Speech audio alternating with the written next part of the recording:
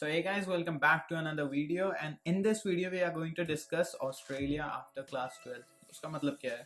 उसका मतलब है अंडर ग्रेजुएट कोर्स के लिए अगर हमें आना है, अंडर ग्रेजुएट कोर्स मतलब बैचलर्स के लिए अगर हमें आना है तो हमें क्या क्या करना होगा। तो भाई हमने क्लास 12 तो कर ली है, उसके बाद क्लास 12 के बाद या फिर क्लास 12 अगर नहीं भी करी है तो भी मैं बताता हूँ। चलिए शुरू करते हैं। तो सबसे पहले यार हमें चाहिए ऑफर लेटर, यूनिवर्सिटी का ऑफर लेटर, और उसके लिए क्या क्या डॉक्यूमेंट्स चाहिए? क्लास 10th की मार्कशीट और क्लास 12th की मार्कशीट। लेकिन हमने तो क्लास 12th की करी ही नहीं। अगर क्लास 12th नहीं करी है तो आपको यूनिवर्सिटी से एक ऑफर लेटर मतलब मार्कशीट बनवानी होगी, प्रोविजनल मार्कशीट, वर्ड आ गया दिमाग में, प्रोविजनल मार्कशीट बनवानी होगी। और वो प्रोविजनल मार्कशीट और 10th की मार्कशीट और अपना IELTS का स्कोर। IELTS में मतलब टॉप यूनिवर्सिटीज में अगर एम कर रहे हो तो 6.5 प्लस चाहिए, अदरवाइज अगर मीडियोकर या फिर लो यूनिवर्सिटीज में एम कर रहे हो तो 6 भी चलेगा। ठीक है, ये 3 डॉक्यूमेंट चाहिए। मतलब अगर 12th नहीं करी तो प्रोविजनल मार्कशीट, या फिर अगर 12th कर ली तो फिर एक्चुअल मार्कशीट।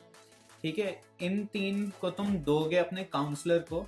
ठीक है, खुद मत भरना यार, खुद भरोगे तो तुम्हें एप्लीकेशन फ़ी वगैरह देना होगा। काउंसलर IDP या चोपड़ास के पास जाओगे अगर, तो तुम्हारी कितनी भी एप्लीकेशन हो, 5 हो 6 हो, सारी वो भरेंगे और फ्री हो जाएगा सब कुछ, क्योंकि इन्हें एप्लीकेशन फ़ी वेवर देते हैं ये यूनिवर्सिटी वाले। ठीक है, तो अब ये 3 डॉक्यूमेंट दे दिए, फिर if you are eligible you will get the offer letter. ठीक है, ऑफर लेटर एक हफ्ते के अंदर आ जाता है मोस्टली। अगर नहीं आता तो पैनिक करने की जरूरत नहीं है, 1 से 2 हफ्ते के अंदर तो आ ही जाएगा ऑफर लेटर आपका। ठीक है, मेरे ज़्यादातर ऑफर लेटर 3 से 5 दिन के बीच में आ गए थे।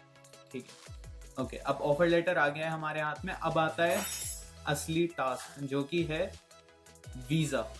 अब वीज़ा के लिए हमें क्या क्या चाहिए? तो सबसे इम्पोर्टेंट चीज़ तो है एक ओवरसीज़ हेल्थ कवर, जहाँ पे मतलब खर्चा होगा। ओवरसीज़ हेल्थ कवर वो करीब आता है 1,20,000 to 30,000 का, और 4-5 चॉइसेस होती हैं, बूपा, एलियांस और निब, और एक होती है मेडिकेयर, मेडिबैंक। ठीक है, ये 4 चॉइसेस दी थी मुझे। अब वीज़ा की बात करते हैं। वीज़ा के लिए एक तो हो गया ओवरसीज़ हेल्थ कवर, एक हो गया मेडिकल। मेडिकल पे वीडियो बना दी है मैंने, आप जाके देखें। ठीक है, उसमें खर्चा करीब 10 to 15,000 का आता है, मैक्स वाले करवाते हैं। ठीक है, ओके, अब ये हमारी चीज़ें हो गई। अब वीज़ा के लिए एक्चुअल डॉक्यूमेंट जो चाहिए वो मैं नीचे अटैच भी कर दूंगा लिंक में, क्योंकि IDP में ने मुझे ये सारे डॉक्यूमेंट्स प्रोवाइड करे थे, तो मैं वो लिंक में अटैच कर दूंगा। लिंक इन वो रीड मोर में जाएंगे आप, डिस्क्रिप्शन में तो लिंक होगा। ठीक है, लिंक इन द डिस्क्रिप्शन। और अभी मैं बता देता हूँ क्या क्या चाहिए। तो सबसे पहले तो हमें चाहिए एफिडेविट फ्रॉम स्पॉन्सर्स। अब 2 स्पॉन्सर हो सकते हैं यार, 2 से ज़्यादा नहीं हो सकते। मतलब आप हो सकते हैं और आपके अंकल हो सकते हैं, मतलब ब्लड रिलेटिव। ठीक है, जैसे आपके फादर के भाई या बहन। ठीक है, तो 2 वो हो सकते हैं स्पॉन्सर। और एफिडेविट चाहिए स्पॉन्सर से 10 रुपये या 20 रुपये के स्टैम्प पेपर पे, वो बन जाता है। नेहरू प्लेस में बना था मेरा। ठीक है, दूसरा, in case sponsor is abroad then we need legal documents / declaration from the concerned authority. और last 2 years ITRs of sponsors along with computation of income और टैक्स फाइल। लास्ट के 2 साल के हमें ITR चाहिए स्पॉन्सर्स के। ठीक है, और फिर चाहिए हमें pan card of sponsor. Pan card normal होती है, आइडेंटिटी वगैरह के लिए लेते हैं।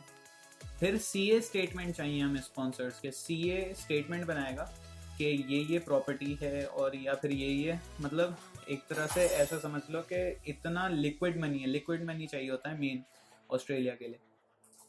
ओके, और फिर चाहिए proof of employment of sponsors, salary slips of last 3 months। तो अगर आपका खुद का बिजनेस है तो फिर ये नहीं आता, लेकिन जॉब जो करते हैं, जैसे आपके फादर अगर सर्विस में जॉब करते हैं, तो आपके फादर के लास्ट 3 months के बैंक स्टेटमेंट्स चाहिए होंगे। ओके, और वीज़ा फॉर्म वो तो वहीं पे ही भरेंगे आप। और coloured copy of passport front end back, 2 passport size photographs, और रिलेशनशिप प्रूफ अपने में नहीं चाहिए था। Last 6 months savings bank statement. तो मतलब ये बहुत ज़्यादा ज़रूरी चीज़ है।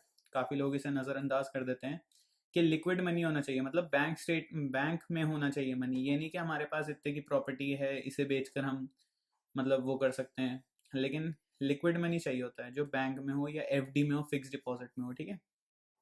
और एफडी में हो तो it must be at least 3 months old and can be shown as it is. और एफडी में अगर है तो एक सर्टिफिकेट चाहिए होता है कि निकलवा सकते हैं, इतनी हम एकदम निकलवा सकते हैं, ठीक है। और यही सब चाहिए होता है, बस दैट्स इट, खत्म कहानी। ये सब चाहिए होता है वीज़ा के लिए। और फिर जाकर, और ये मैं जो अटैच करूँगा डॉक्यूमेंट, उसमें सैम्पल बैंक लोन और एफिडेविट हर चीज़ अटैच है, ठीक है। और सारी चीज़ें हो चुकी हैं, ये सब अप्लाई होगा। फिर वीज़ा फी चाहिए होगी, बस वो आप वो करेंगे। और ओवरसीज़ हेल्थ कवर के लिए आपको डेबिट कार्ड या credit card, mostly credit card prefer करते हैं, वो होना चाहिए, इंटरनेशनल होना चाहिए, ठीक है। ये चीज़ बहुत ज़रूरी है, अदरवाइज तो जुगाड़ से ही हो पाता है। फिर वो मतलब कुछ ऐसा करते हैं कि बूपा में डालेंगे, फिर वो रिजेक्शन आ जाएगा, फिर वो बोलेंगे कि डायरेक्ट बैंक ट्रांसफ़र करते हैं, कुछ ऐसे ऐसे। तो ये है यार, इससे आप बैचलर्स के लिए आ सकते हैं आराम से। और कोई भी दिक्कत हो कमेंट सेक्शन में पूछ लेना, भाई बैठा है आंसर करने के लिए, ठीक है। फिर मिलते हैं अगली ब्लॉग।